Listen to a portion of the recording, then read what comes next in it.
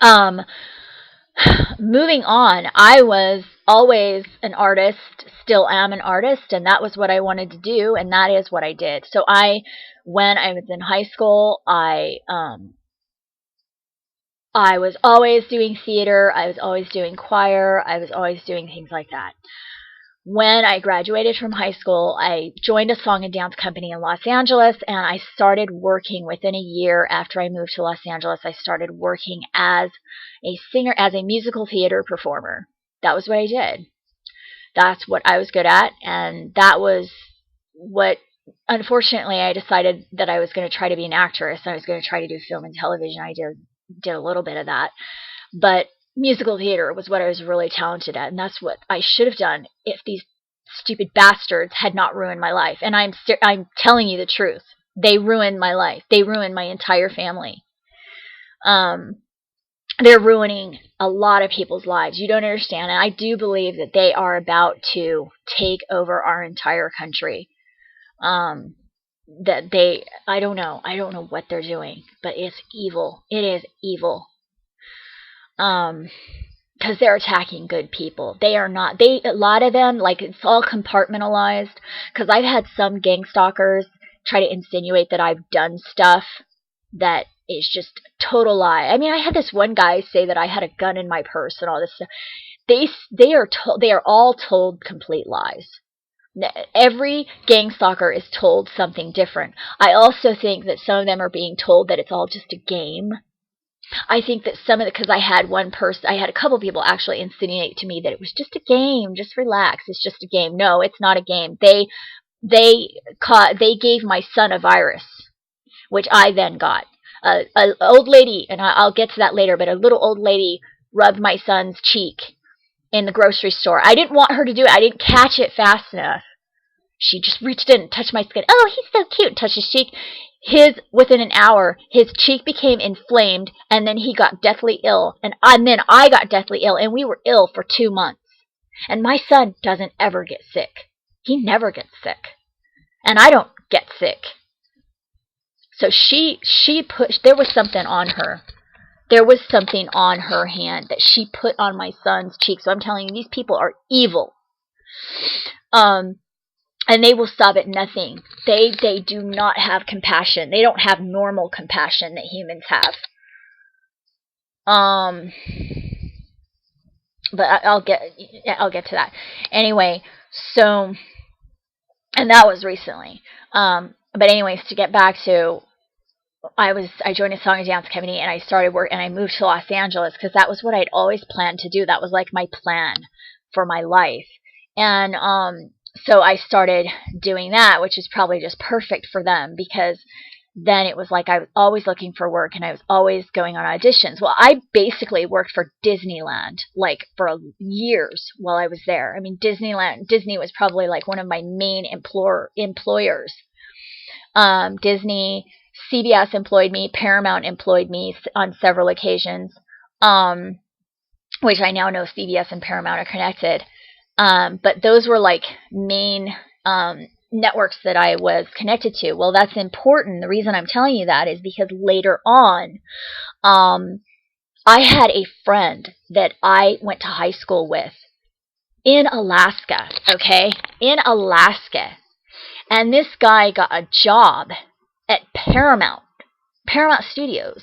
As far as I know, he's still there. And when I found out about this was probably like 10 years ago, when I found out that he was working at Paramount, I'm like, what? What are the odds of that? I mean, Paramount was one of my major employers when I was working in Los Angeles, and we came from the same small town in Alaska, and now he has. Well, I remember a conversation that I used to have, like, directors or somebody would call me. I remember this one director that I had for a film that I had done, called me and was like, okay, well, part of our audition process is we have a phone interview. Would you be willing to have a phone interview? And I was like, yeah, why not? Back then, I was totally innocent. I had no idea that they were going to use all these. They were basically creating a voice file on me, and that's why they wanted to have all these long phone conversations with me, because they were creating a voice file. But I had no clue about any of this back then. So I was like, yeah. And he asked me, this director of this film project that I did, in my early 20s. And by the way, all those people out there that want to say that I'm like a porn or whatever, I worked at Disneyland, okay? And it was a student film at USC. So get over it. I'm sorry. I don't want to be mean. I don't want to address the gang stalkers at all in this, but I just know how they are. They turn everything you say into, oh, that person's evil. That's why they're being gang stalked, because they're a whore or they're evil or whatever. And it's all bullshit. I'm telling you right now. And I'm sorry, but I am not going to try to, I'm sorry. I'm just, if I cuss, I just cuss, and that's the way it is. Okay. I am at a point right now where I feel like I can't even live another day. So I am not going to sit here and try to not. Okay, I will try to not cuss, okay? But you know what? I'm sick and tired of my life. I did nothing to anyone, and I am being treated like I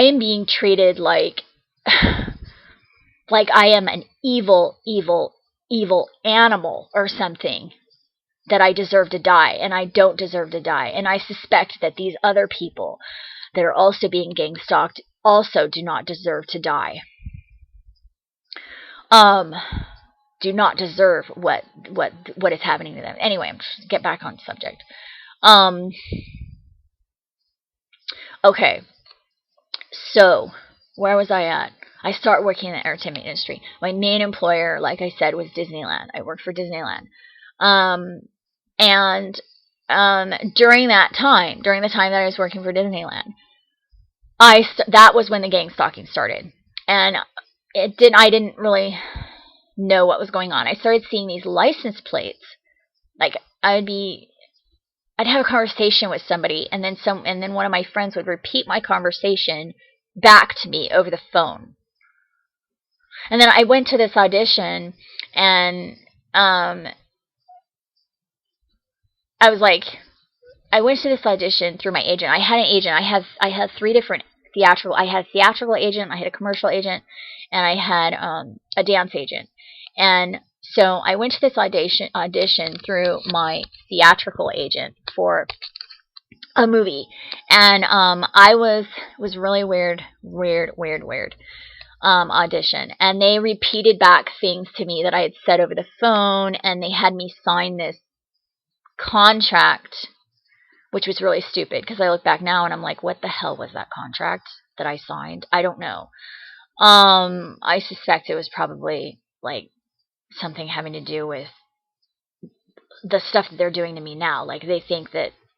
They probably think I signed something, but I didn't know what I was signing or whatever. Anyway, I thought it was going to be a movie, that I was going to have my first authentic movie role or whatever, besides student films, which I had done a few student films.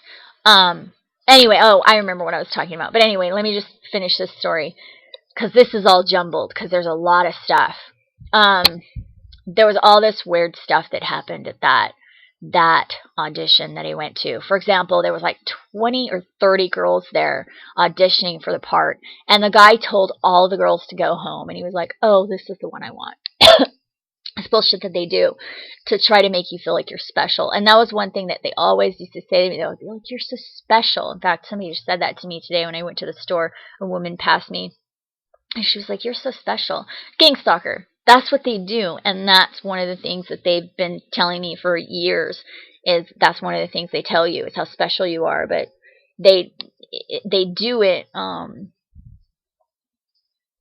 It's traumatizing. Anyway, I think it's partly because they want people to think that you're schizophrenic later on. If you ever talk about what's happening to you, then it'll just be like, oh, well, that person's schizophrenic. So they try to foster a lot of grandeur in your life. And so with me, I had a lot of circumstances where I met celebrities. That was where I was. That was the environment that I was in. So there were several circumstances where I was around celebrities, or I worked with celebrities, or I met celebrity here and there. But they of course use that, and then later they're like, oh, well, she's crazy because she thinks, you know what I mean? And they don't even consider the fact that I was working. I lived in Hollywood for over 10 years. Hello. I don't know why I wouldn't, you know what I mean? You're working as an entertainer. Anyway, I'm not even going to get into that except to say that I think that they used that as a way to discredit me later on. So they actually facilitated certain jobs that I had where they knew that I would meet certain people, and then they would use that later on and try to say that, you know what I'm saying? Like, I believe that that was part of the reason why I was sort of like facilitated into jobs. Um, some of the jobs that I think that I got were probably possibly because they wanted to use um, because they want you to have these extraordinary experiences that you can't tell anybody about, because if you tell someone, they won't believe you. So they would cause these extraordinary events to happen in my life so that I could never tell anyone about these events without those people thinking that I was crazy or I was making up a bunch of bullshit.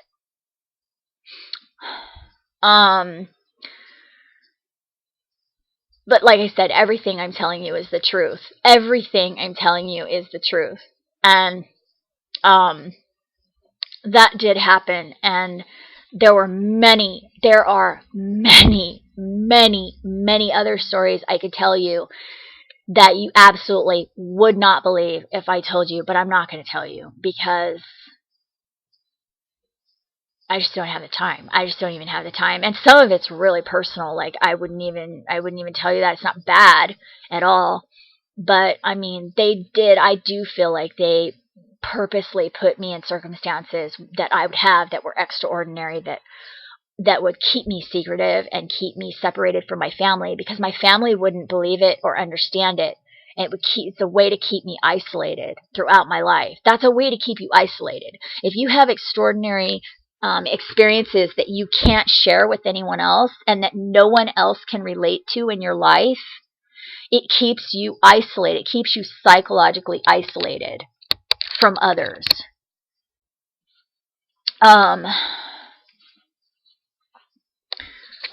So I'm not gonna go into that stuff because it's really not. It's not relevant to this, other than the fact that I feel that they did use um, my they did use my pursuit of as an artist. They did use that for ways to try to discredit me later on in case they found out what they were doing. Okay, so there are some things that I could tell you that I don't feel like I have the time. Like, for example, there was this one girl when I was in my early 20s, when I was still working at Disneyland. There was this one girl that moved into my apartment. We had, I was living in this apartment where I had like 3 other roommates, and we needed another roommate, and this one girl moved in, and we didn't really know her that well. She was supposedly going to college there, whatever. But she was really weird, and she started like, I remember like these 2 guys in suits came. She told me that these lawyers were going to come to the house, and so to be prepared. And then these 2 guys in suits knocked on the door, and they asked for her by her full name, like her first, her middle, and her last name. And I was just, and then they flashed a badge at me. And they were 2 guys, and they were wearing suits. Like, they weren't cops, but they were wearing like 3-piece suits, which was weird. In Los Angeles, nobody wears 3-piece suits. If you see somebody wearing a 3-piece suit, you know that they're not from Los Angeles, because nobody wears 3-piece suits in Los Angeles. You only see that in New York. Anyway, so I was really freaked out. I was just like, what? I don't know. Okay. And I had to go into the other room because she was going to have like a private interview with them. So I don't know what that was about, but she seemed to think that, I have a feeling she may have known something about that I was a mind control victim, and she may have known that at that time, even though I didn't know that at that time, because she said certain things to me that she knew things about my life that I hadn't even like been thinking about or anything. right around that time, well, I mean, I'm not going to go into every single detail that ever happened, but that was a very weird time.